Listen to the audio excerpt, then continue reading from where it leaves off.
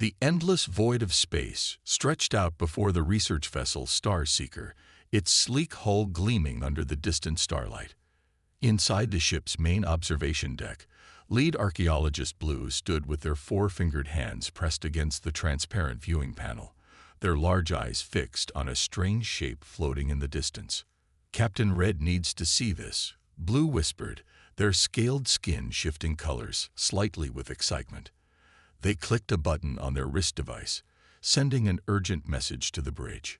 The shape they were looking at didn't match any known designs in their database.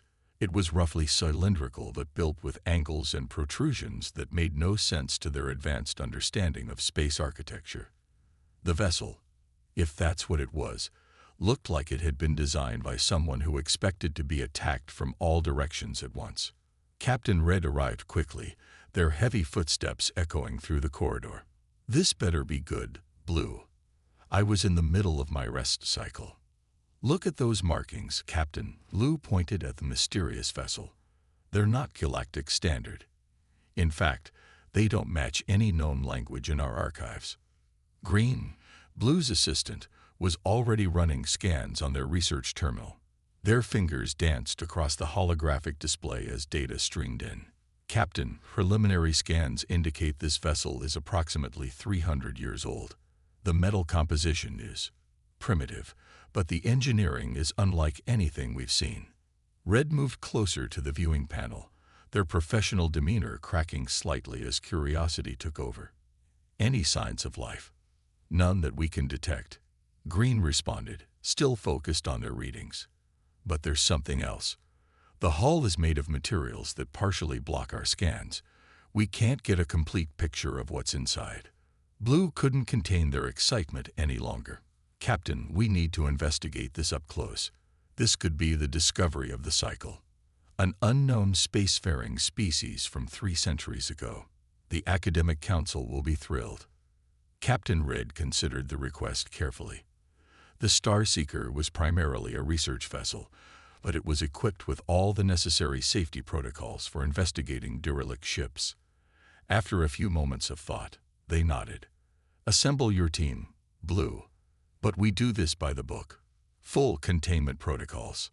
The next few hours were a flurry of activity. The research team donned their environmental suits, checked their equipment, and prepared the shuttle for launch. As they got closer to the mysterious vessel, its true size became apparent. It was massive, easily twice the length of the Star Seeker. "Look at these battle scars," Green observed as their shuttle passed close to the hull. Deep gashes and impact marks scarred the surface of the ship, telling stories of ancient battles. Whatever this vessel was, it saw heavy combat. Blue's scanner beeped as it finally decoded some of the markings on the hull. "Captain, I'm getting a partial translation. These symbols, they're in something called English, and there's a name, U.S. Thunderchild." "U.S.?" Red questioned from the shuttle's command seat. "Unknown," Blue admitted, "but there's more. These other markings, they appear to be some kind of identification numbers and weapons specifications." Their voice trailed off as they processed the information.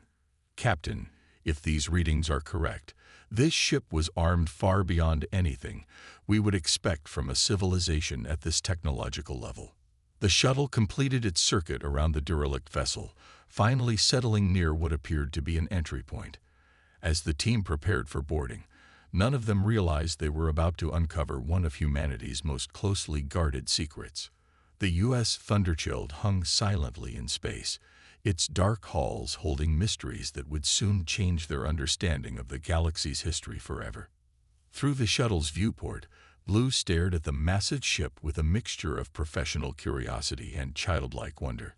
In all their years of archaeological research, they had never encountered anything quite like this. Something about the vessel's design spoke of a species that built things to last, a civilization that engineered their ships not just for space travel, but for war. Little did they know, the relic they were about to investigate was far from dead. It was merely sleeping, waiting for the right moment to awaken. The boarding team gathered at the airlock of the U.S. Thunderchild, their environmental suits gleaming under the light of their portable illuminators. Blue checked everyone's safety tethers one final time while Green calibrated their scanning equipment. Remember, Captain Red's voice crackled through their comm systems. This is an investigation, not a salvage mission. Document everything. Touch nothing without proper scanning first. The airlock's manual override took nearly 20 minutes to crack, but it finally gave way with a deep, resonating clunk that vibrated through their magnetic boots. Stale air hissed out into space, carrying 3 centuries of silence with it. Look at this design. Blue marveled as they stepped inside. The airlock has triple redundant seals. These humans, whoever they were, built things to survive serious damage. The team's lights cut through the darkness, revealing corridors that stretched in both directions. The walls were lined with what appeared to be access panels and emergency equipment stations. Everything was angular, practical, with no consideration given to aesthetic appeal. Green's scanner chirped continuously as they moved deeper into the ship.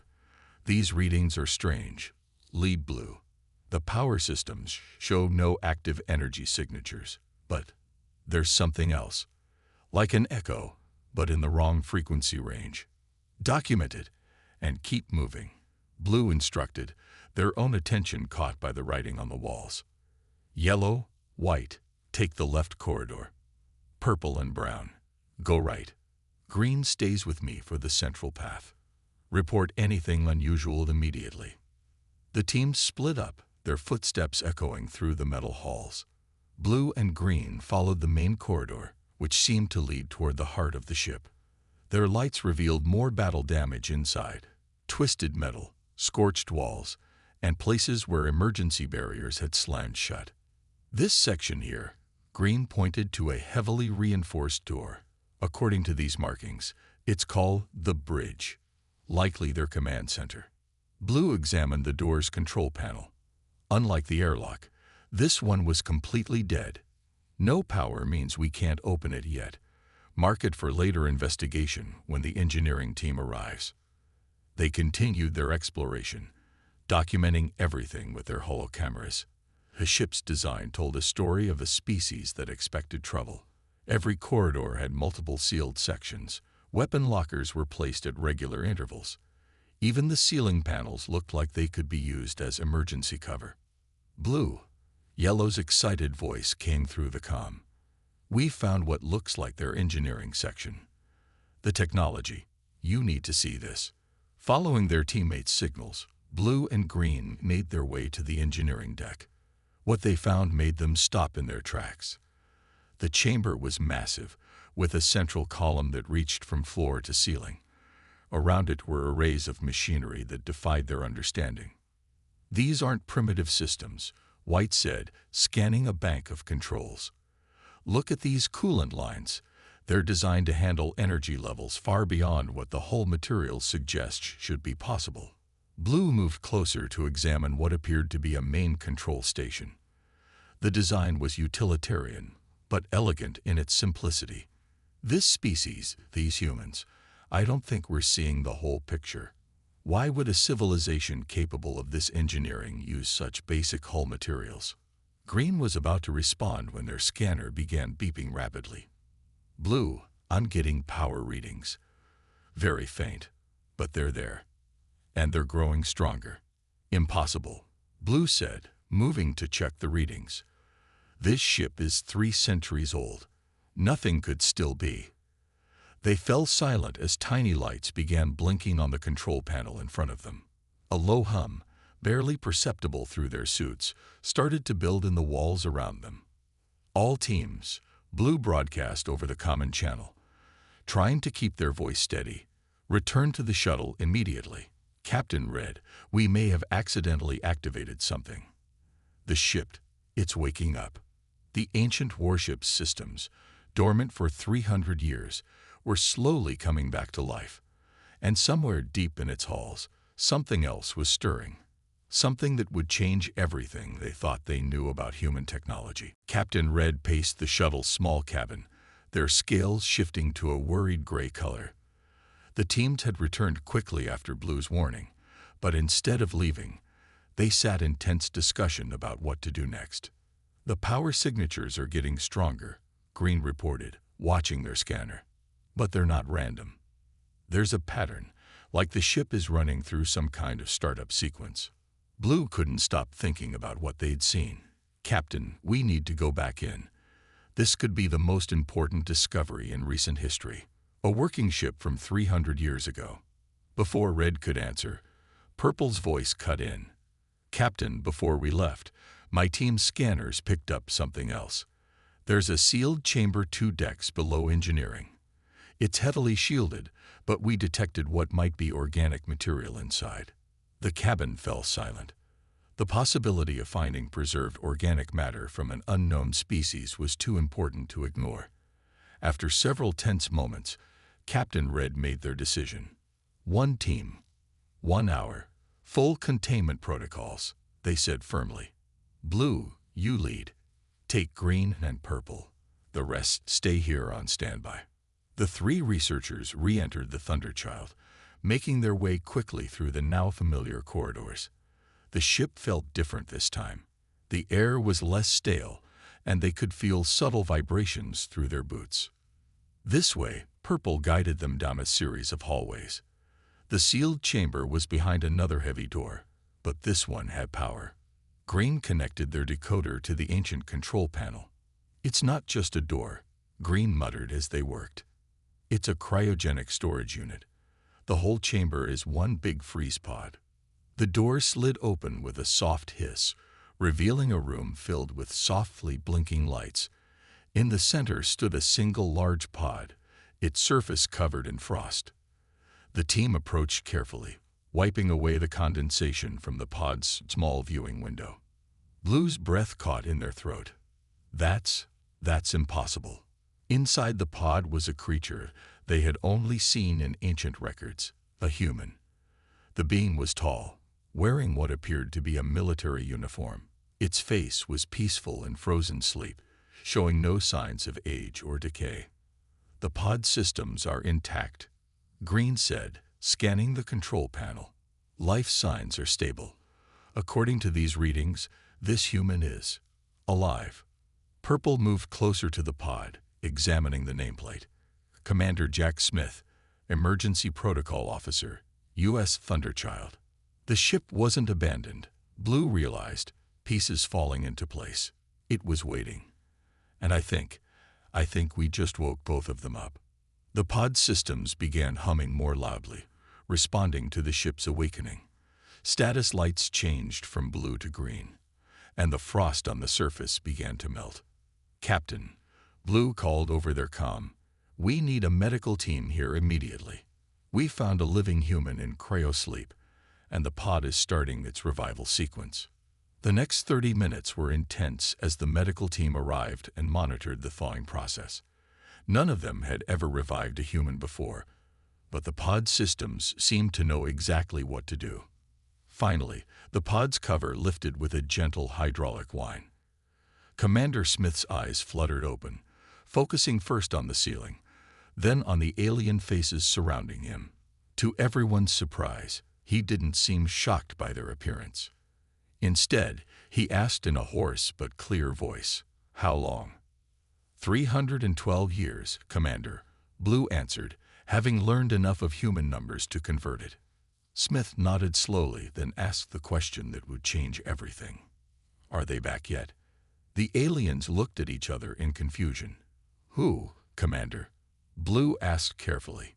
Smith's face hardened as he began to sit up. The reason this ship and I were left here as guardians. If the Thunderchild is waking up, it means they've finally returned. And we have work to do. The medical bay of the Star Seeker hummed with activity as Commander Smith sat on an examination table, patiently allowing the alien doctors to check his condition. His military training was evident in his calm demeanor, despite being surrounded by beings he'd never seen before. Your body has handled the long cryosleep remarkably well, the chief medical officer, Dr. Gray, said while reviewing the scans. Human physiology is more resilient than our records suggested. Smith flexed his fingers, testing his mobility. The pod was designed for extended operation, but right now I need to get back to my ship. Captain Red, who had been watching from the doorway, stepped forward.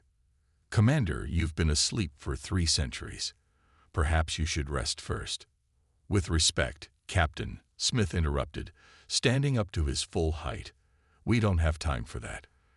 The Thunderchild's awakening sequence wasn't triggered by your investigation. It detected something it was programmed to watch for."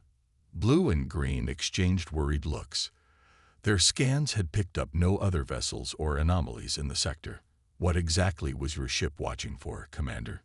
Smith's face grew serious.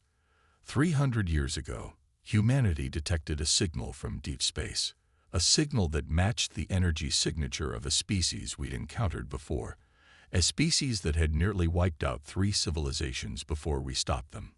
The alien crew listened intently as Smith continued. They used biological weapons, engineered viruses that targeted specific genetic markers. Entire planets died before anyone knew they were under attack. We managed to drive them back, but not before learning they'd sent out seed ships, vessels carrying their bioweapons to distant sectors. The Thunderchild was part of a network, he explained, walking to a viewport to look at his ship. "We placed ships at strategic points, each with a crew member in stasis, waiting to intercept these seed ships if they ever appeared. Your archaeological investigation coincided with the Thunderchild detecting one of those ships entering this sector." The medical bay fell silent. Captain Red's scales had turned a pale white. "You're saying there's a ship carrying ancient bioweapons heading towards populated systems?" Smith nodded grimly. "That's exactly what I'm saying. And the Thunderchild is the only thing in this sector capable of stopping it." "But your ship is ancient technology," Purple protested from their position near the door. "Our scans showed." "Your scans showed what the ship wanted them to show," Smith said with a slight smile. "The Thunderchild's outer hull is deliberately primitive. Inside, she's something else entirely." As if responding to his words, the lights on the ancient warship began to brighten. Through the viewport, they could see sections of the hull shifting, panels moving to reveal hidden systems that their scans had never detected. "Beautiful," Blue whispered, watching as the Thunderchild transformed.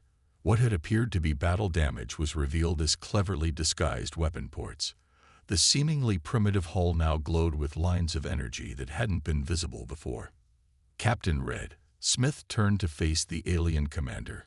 "I need to return to my ship. You should take the Star Seeker and warn the nearest populated systems. What's coming? It's not something you want to be near when it arrives." Red stepped forward, their posture straightening. "Commander Smith, the Star Seeker is a research vessel, but we're not helpless. If there's a threat to populated systems, we have a duty to help." Smith studied the alien captain for a moment, then nodded. "Very well. But first, I need to wake her up properly." He gestured at the Thunderchild. 3 centuries is a long nap, even for her. "Green, would you help me get back aboard? There are startup sequences that require manual input." As Smith and Green prepared to return to the Thunderchild, the rest of the crew watched in amazement as more hidden systems activated across the warship's hull.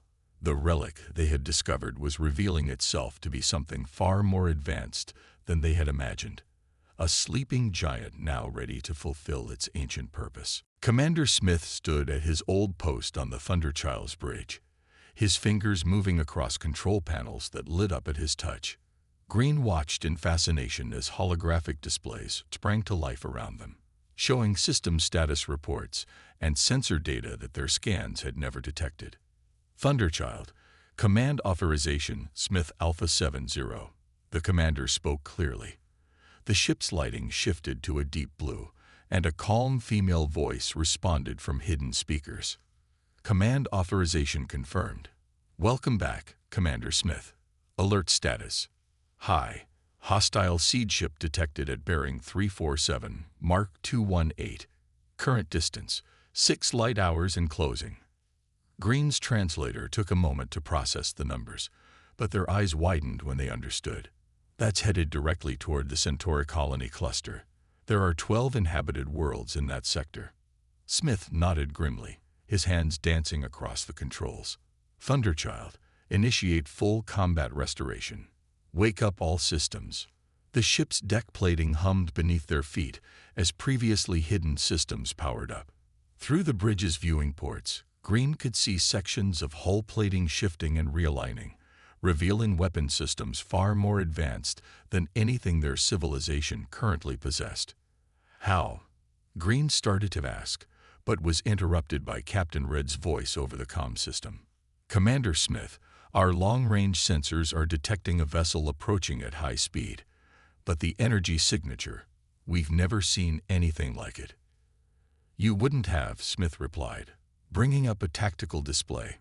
They use a form of drive system that phases partially out of normal space, makes them nearly impossible to track, unless you know exactly what to look for. The display showed a red dot moving through space, its path clearly aimed at the populated systems. Behind it stretched a faint trail that looked like a tear in space itself. Thunderchild, Smith commanded, show them what you can really do. The ship's engines, dormant for 3 centuries, roared to life. The deck thrummed with power as energy coursed through systems that had been hidden beneath the seemingly primitive exterior. Weapon ports opened along the hull, revealing arrays of technology that made Green's scientific mind spin. Those aren't just weapons, Green realized, studying the readings on their scanner. The whole ship, it's designed to counter their phase technology. Smith allowed himself a small smile. Humanity learned a lot during the First War with them. The Thunderchild isn't just a warship, she's a cage, designed to trap them in normal space where they can be destroyed. The tactical display updated, showing the siege ship's trajectory and speed. The Thunderchild's systems calculated an intercept point, plotting a course that would cut off the hostile vessel's approach to the populated systems. Captain Red, Smith opened a channel to the Star Seeker. What's your ship's maximum safe speed? Nothing close to what we're reading from your engines, Red replied. We'll follow as best we can. But, no, Smith cut in. I need you to head to the Centauri colonies. Warn them, if we fail to stop this thing. He left the sentence unfinished, but everyone understood. The alien crew had seen enough of the Thunderchild's hidden capabilities to know that if this ancient human warship wasn't confident of victory, the threat must be terrible indeed. The Thunderchild's engines pulsed with bright blue energy as the ship accelerated. Green watched in awe as space itself seemed to bend around them, the stars blurring as they moved in ways their own ships couldn't match. 3 centuries of waiting, Smith said quietly, more to himself than to Green. Time to remind them why they feared us in the first place. The ship's AI spoke again, its calm voice carrying a note of anticipation. All weapons systems online. Phase lock generators at full power. Intercept with hostile vessel in 47 minutes. As they raced toward their target, Green couldn't help but wonder. If this was what human ships were capable of 300 years ago, what had they become since then? The answer would have to wait. Right now, they had a more immediate concern, stopping an ancient enemy before it could unleash its deadly cargo on unsuspecting worlds. Green stood at their station on the Thunderchild's bridge, watching as the distance to their target rapidly decreased. The siege ship was now visible on the main view screen, a dark, twisted shape that seemed to flicker in and out of existence as it moved through space. They've detected us, Commander Smith announced, his voice steady. Thunderchild, initiate phase lock sequence. The ship's AI responded immediately, phase lock generators powering up. Warning, enemy vessel attempting to increase phase variance. Smith's hands moved across his control panel with practiced ease. They remember what these ships can do. Green, watch closely. You're about to see why humanity was so feared in the war. The Thunderchild's hidden weapons emerged from their concealed positions, but these weren't ordinary weapons. They fired beams of strange, shifting energy that bent space itself around the enemy vessel. The phase lock generators create a bubble of normal space, Smith explained as they worked. Forces them to fully materialize so we can hit them. It's like throwing a net over a ghost to make it solid. Green watched in amazement as the enemy ship flickered and struggled, trying to escape the Thunderchild's energy web. The power readings are enormous. How is the ship generating this much energy after 3 centuries? 0-point energy matrix, Smith said with a hint of pride. Doesn't age, doesn't run down. Your scans missed it because it exists partially out of phase until activated. Humanity's greatest breakthrough, and our closest guarded secret, the enemy vessel, now trapped in normal space, revealed its true form. It was larger than the Thunderchild, its hull covered in delivery pods that undoubtedly contained their biological weapons. They're charging weapons, the AI reported. Enemy vessel attempting to launch pods. Not this time, Smith growled. Thunderchild, activate the legacy protocol. The ship shuddered as a new system powered up. The deck plates hummed with energy as something massive emerged from the Thunderchild's bow. It looked like a cannon, but its barrel was lined with rings of shifting light. What is that? Green asked, their scanner unable to make sense of the readings. Something we built specially for them, Smith replied. The phase lock keeps them in normal space. This makes sure they stay dead. The enemy ship launched a barrage of energy weapons, but they splashed harmlessly against the Thunderchild's shields. The hull that had appeared primitive now glowed with layers of advanced energy barriers. Target locked, the AI announced. Legacy weapon at full charge. Smith's finger hovered over the firing control. 300 years ago, they thought they could escape by hiding between dimensions. We spent 20 years developing a weapon that could follow them there. The legacy weapon fired. A beam of pure white energy erupted from the Thunderchild's bow, cutting through space toward the enemy vessel. But this wasn't ordinary energy. It seemed to exist in multiple phases at once, reaching across dimensions to strike its target.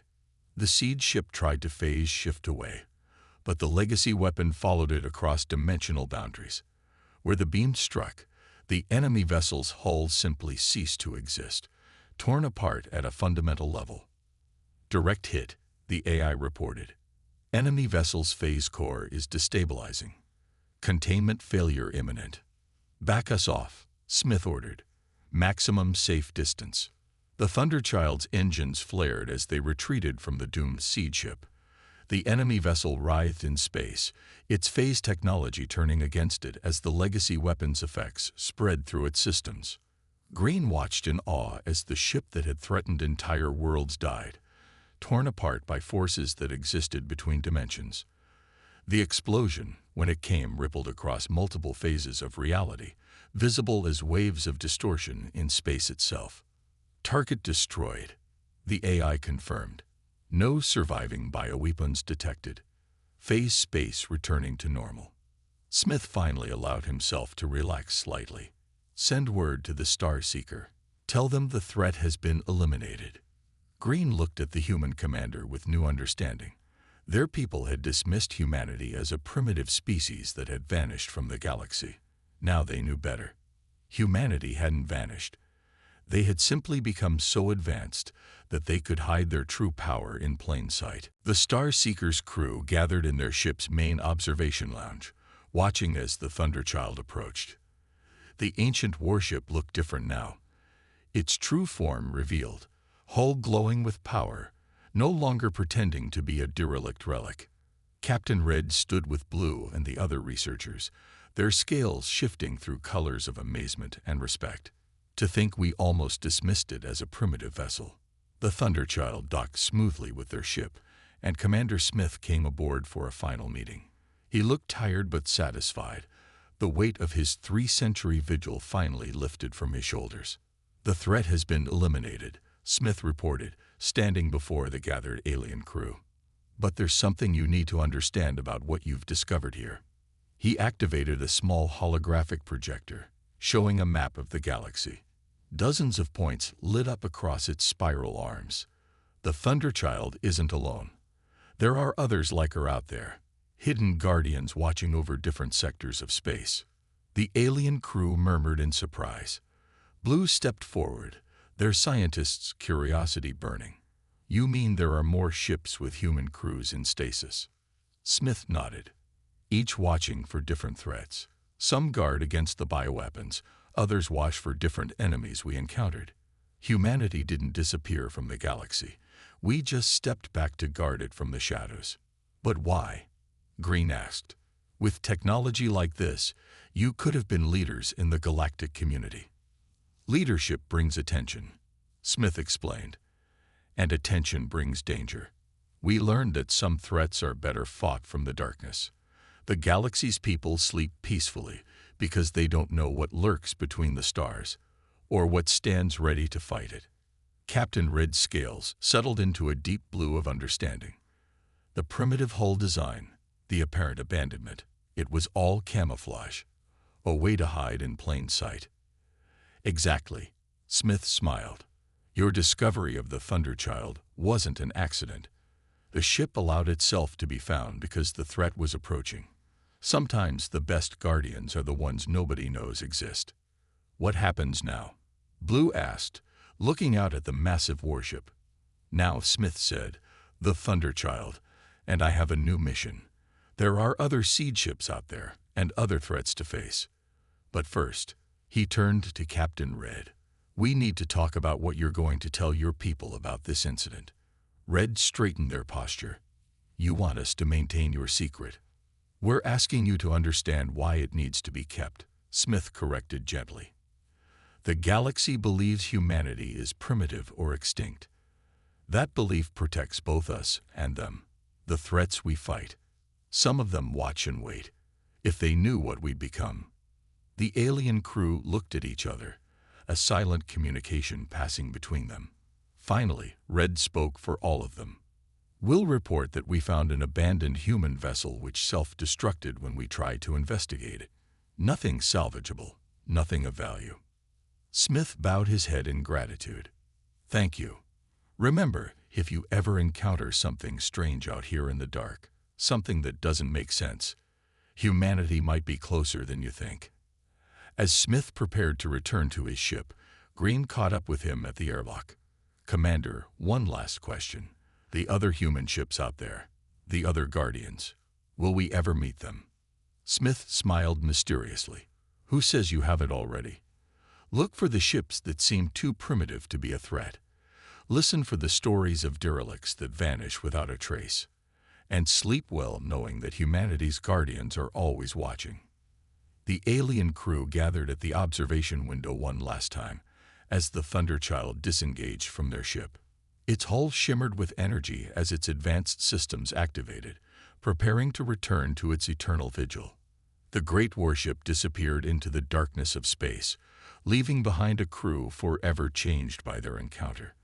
They had learned an important truth. Sometimes the most powerful guardians are the ones that choose to appear weak, and the greatest protectors are those who watch over others without seeking glory or recognition. In the vast darkness between the stars, humanity's guardians continued their silent watch, ready to wake from their false slumber whenever they were needed. The Thunderchild was just one of many, a sleeping giant that proved that sometimes the most powerful weapons are the ones that hide in plain sight.